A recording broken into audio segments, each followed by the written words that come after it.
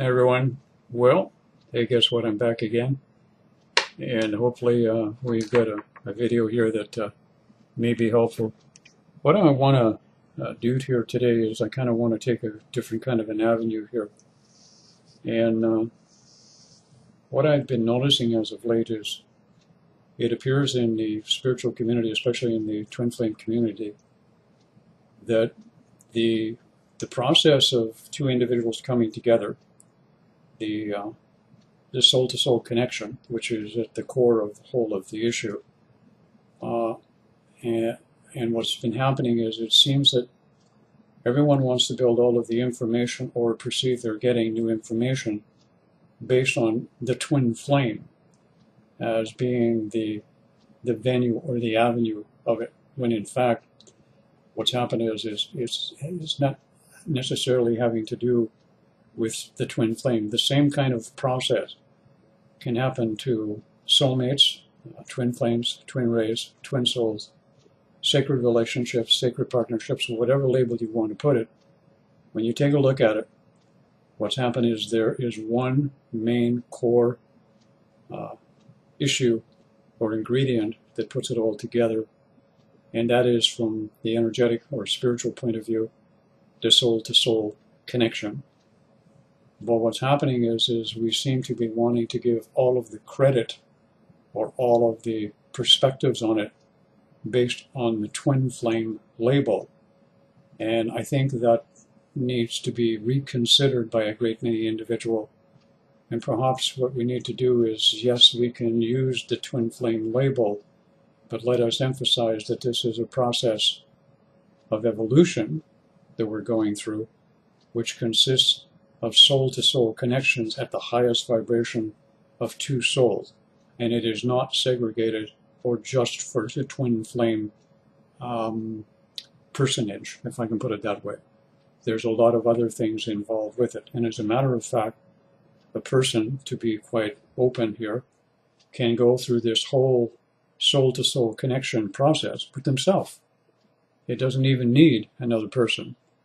Because the point I want to make here is that eventually, as some of us have already discovered, we are moving towards a more androgynous state of being, in that perspective where we're not codependent and dependent on that other person being in our life.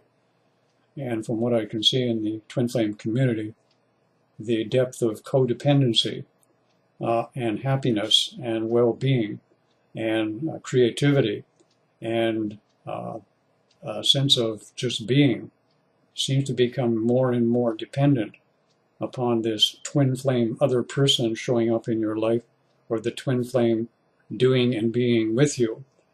And I'm beginning to think that there are some serious needs for spiritual maturity manifesting in the spiritual and twin flame community at this particular point. And as long as all of us keep continuing to promote the sense of building all of the information and the material just around the twin flame label, then what happens is we're actually recreating more of this codependency of having to have another person in a person's life to be that way. Ultimately, the idea in doing this, from my understanding, being a twin flame, is that twin flames are here to show individuals how to, first of all, create within themselves a sense of individuality, a sense of independence, a sense of freedom, and not be codependent on someone else in that sense. And when one is totally free and has that unified energy of balance of masculine and feminine, and is beginning to emanate and vibrate somewhat similar to being somewhat androgynous, where they're totally comfortable with their masculine and feminine essence, whether they're in a male or a female body, then at that point, they could probably attract to themselves someone who is compatible based on their frequency of equality, not codependency, equality, that you could have a lifelong partnership with that particular person and be happy for the whole of a go-round in that particular situation. So what I'd like to do, if I may, here is kind of go into a little bit of explanation here about the soul-to-soul connection as a process that is not just designated for twin flames. And one of the things that I want to mention here is this, is the process itself consists of some key events and circumstances that happen. Those key events are something along this line. As it stands right now, as a general rule, when a person is about to have a heart center activation, it is usually another person that comes into the picture that actually acts as the facilitator, the catalyst, the button pusher, the awakener, whatever word you want to call it. There are some people that have a heart center activation on their own. Not everyone activates with another person. But the most important event that takes place during the course of that time is this.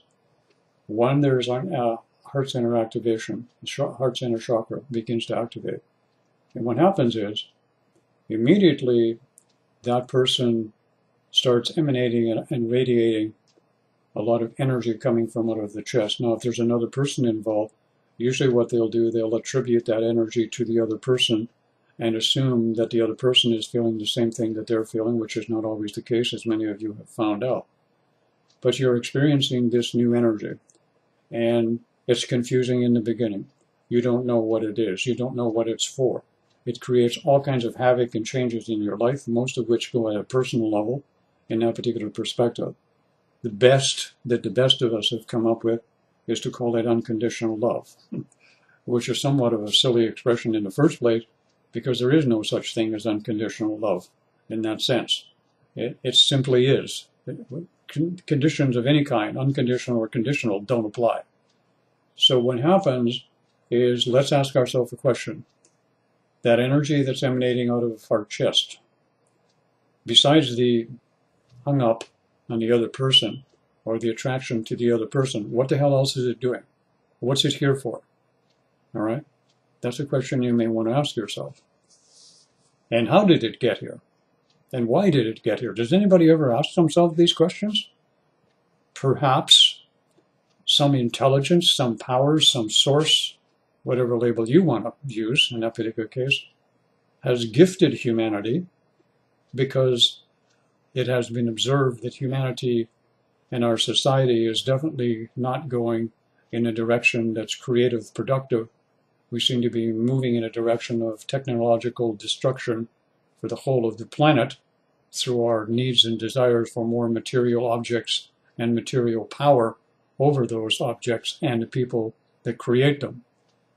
So what happens is we've been gifted with an activation of a heart center chakra, which is a latent potential that's within us.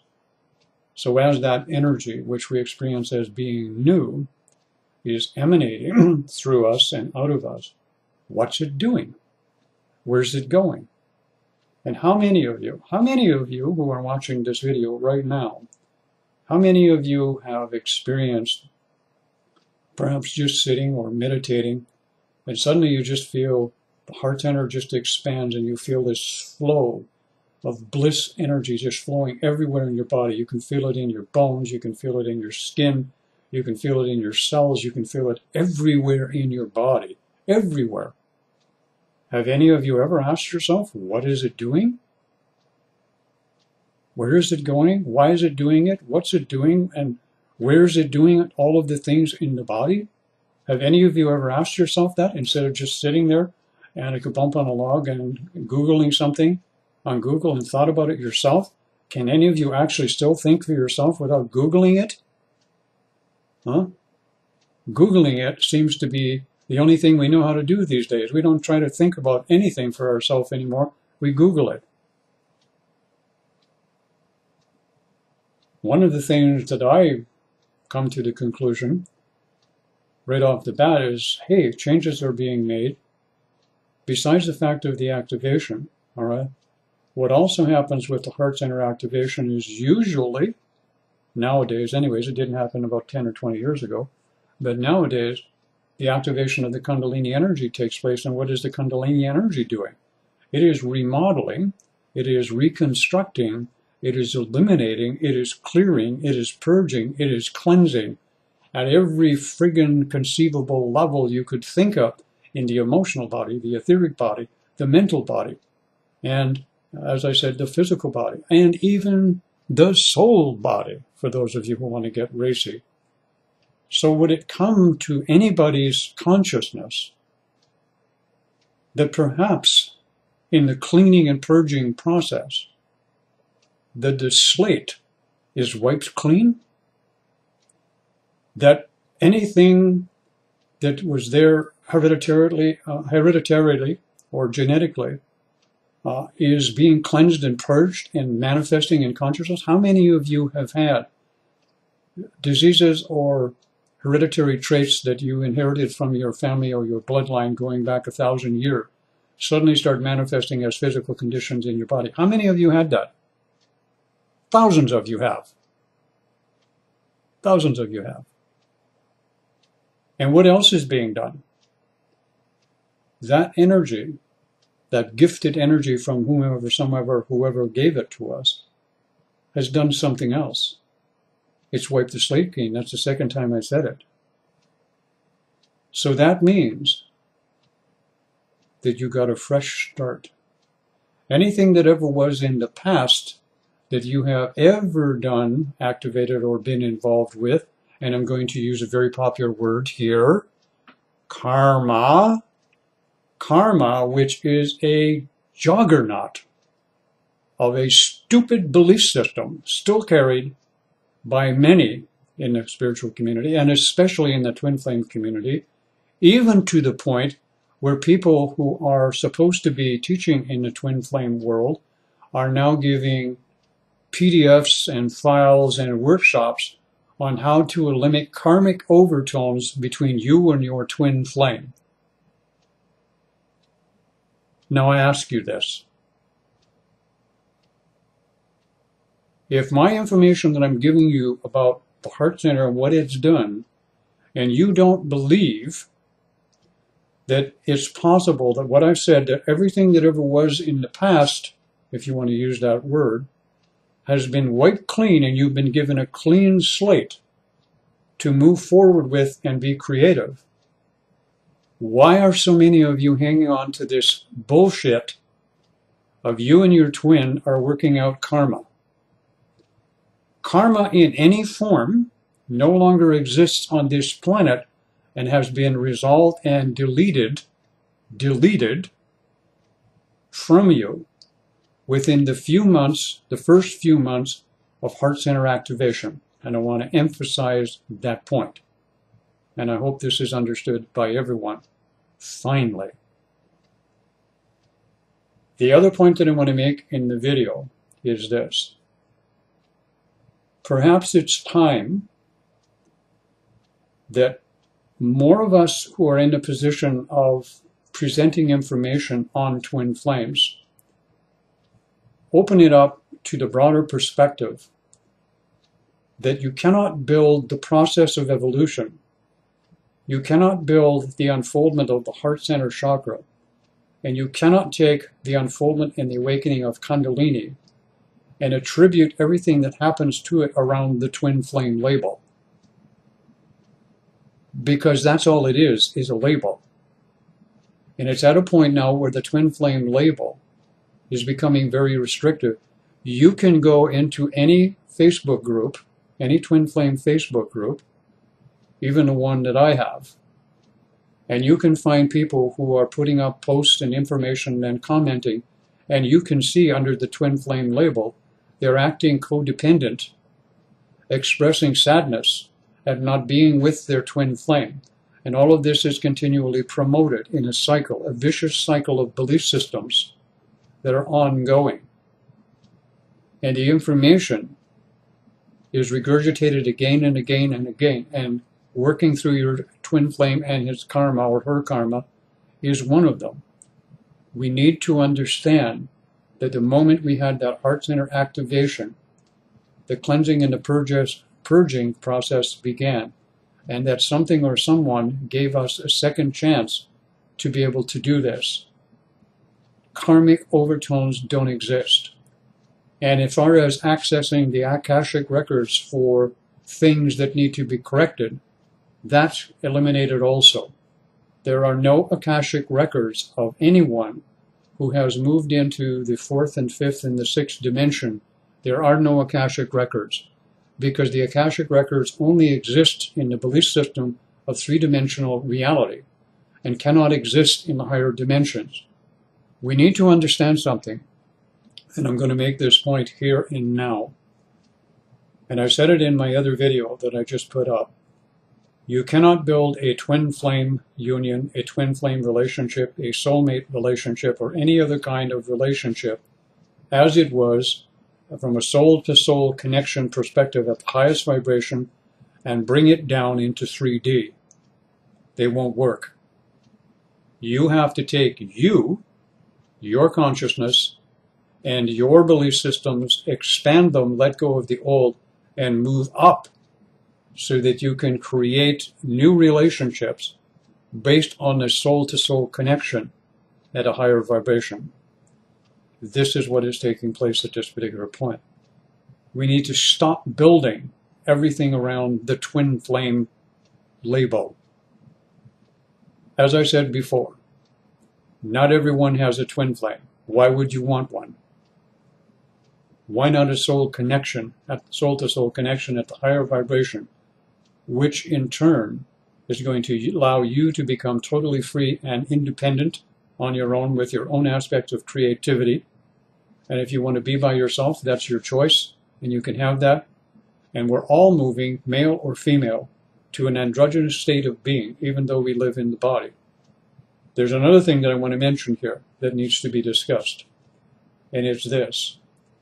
As we are moving in consciousness up, and many of you understand that we are, and our bodies are becoming less dense as we're moving into higher vibration. Some people like to call this the ascension process. The ascension process is actually, in fact, of moving into that higher dimension, taking the body with you in that sense, and creating a new environment, a new society, in a new situation all over again. There are those at this particular point in the twin flame community, and I'm going to emphasize this point, in the twin flame community, who call themselves twin flame experts, who are not interested in having us evolve and move up to the next and higher vibration. They are more interested in holding us in a vibration. And they're very easy to spot on YouTube, and they're very easy to spot in Facebook, because they will be continually talking about the old ways, the old vibrations, and the old applications in the twin flame community. I'm not going to name them. Every one of you should be able to pick them out and be wary of them.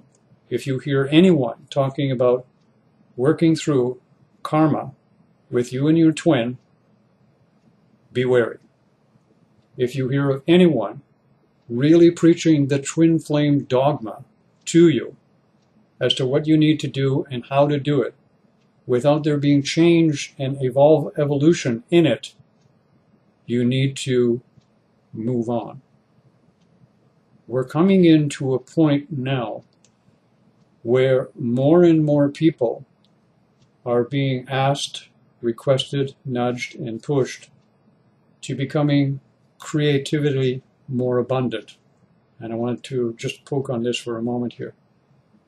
If we are going to manifest our true potential and latent creative abilities, we must be able to do this through a process. That process entails that each and every one of us, independent of any other, must create for ourselves a unified field of balance of masculine and feminine in self. I emphasize that point. You do not need another to do this. There is no one on this planet who needs their twin flame. There is no one on this planet who wants their twin flame. If you want your twin flame, what you're asking for is to find yourself. If you need your twin flame, you need help. If you are looking for your twin flame, you need help again. Stop looking. Don't look for your twin flame or your soulmate. Look for you. Have a great day, everyone.